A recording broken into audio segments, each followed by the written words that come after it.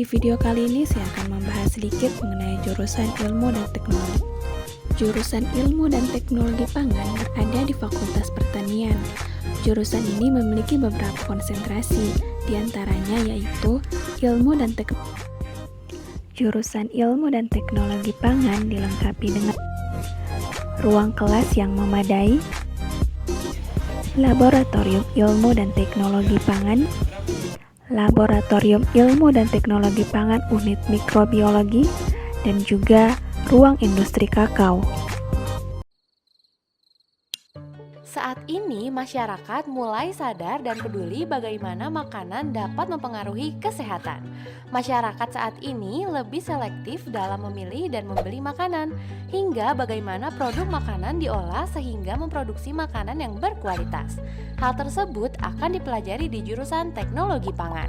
Jurusan Teknologi Pangan mempelajari proses produksi makanan dan memastikan makanan yang diproduksi aman untuk dikonsumsi dan memenuhi kebutuhan gizi konsumen. Di sini juga kamu akan belajar bagaimana teknologi pengawetan, pemrosesan, pengemasan, penyimpanan, hingga produk makanan tersebut sampai di tangan konsumen untuk dikonsumsi.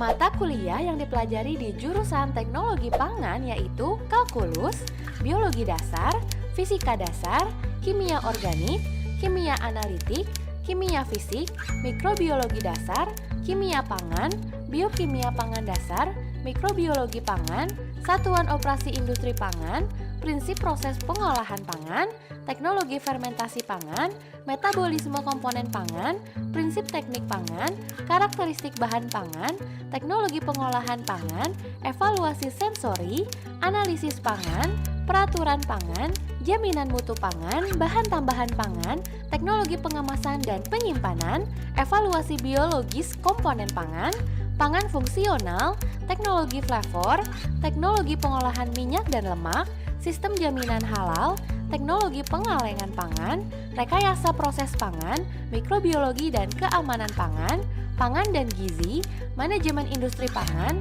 pengemasan pangan, pengeringan dan pendinginan, teknologi fermentasi, bioteknologi pangan, manajemen pangan aman dan halal.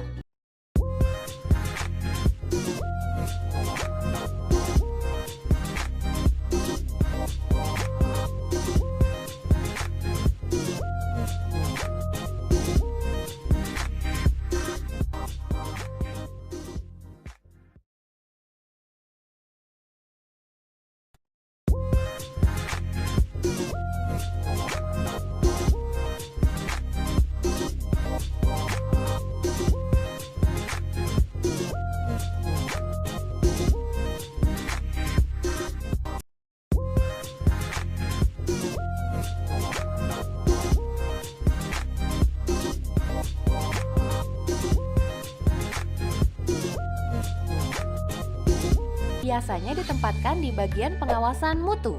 Orang teknologi pangan lebih sering berada di behind the scene atau berada di belakang layar. Prospek kerja teknologi pangan secara garis besar ranah pekerjaannya terbagi menjadi dua. Yang pertama adalah bagian pengendalian mutu atau quality assurance. Lalu yang kedua, bagian pengembangan produk atau product development. Pembelajaran dan pengetahuan dasar yang dibutuhkan keduanya sama. Hanya pengembangan saja yang membedakan kedua prospek kerja teknologi pangan tersebut. Pengendalian mutu atau quality assurance, prospek kerja pengendalian mutu ini berarti memastikan mutu dari pangan yang ada, mulai dari sejak panen, dalam proses sampai diterima oleh konsumen. Karena penanganan yang tidak tepat akan menurunkan mutu dari sebuah bahan pangan. Misalnya, pada saat diambil pertama kali, kondisi lingkungan sekitar yang kurang higienis dapat menyebabkan bahan pangan tersebut tercemar. Ada beberapa dasar pembelajaran yang cocok untuk prospek kerja pengendalian mutu ini, yaitu evaluasi sensori makanan, food processing, manajemen kontrol pangan, analisa resiko dalam rantai makanan, sampai mikrobiologi makanan, keamanan serta keselamatan kerja dan segala hal yang membuat kamu mengetahui bagaimana standar pengaturan mutu untuk industri pangan. Pengembangan produk atau product development.